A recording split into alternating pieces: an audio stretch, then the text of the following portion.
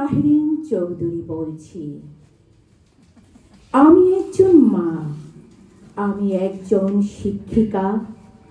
মমতারি চাদরে কত আদরে বিদ্যালয়ের কক্ষে পাঠদান শেষে ফিরবে মায়ের বক্ষে হঠাৎ বিকট শব্দ। বুঝে ওঠার আগে অগ্নিঝড়ের কবলে আমার শিশুরা মরণ ছোবলে। আধ পোড়া দেহ নিয়ে চারিদিকে হইচই, কোথা যাবে শিশুরা? এটা ততক্ষণে আমার শাড়ির আঁচলে অগ্নি ফুলকি বিভৎস দেহখানি। বের হও সাবধানে, বলতে বলতে স্টেজের একটা ছবি নিবা? আচ্ছা,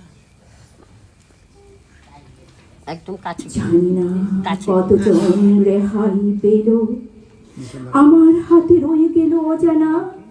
কে বা কারা নিয়ে গেল হাসপাতালে আমাকে আধো অজানা। সবাইকে একরকম লাগে। আমি কখন চলে গেলাম লাশ কাটার মর্গে। হে আমার রব, তোমার কাছে আমার আকুতি, রেখেছি মিনতি। তুমি জান্নাতি শিশুগুলিকে রাখিও স্বর্গে। আমি মাহরিন চৌধুরী বলছি। ধন্যবাদ।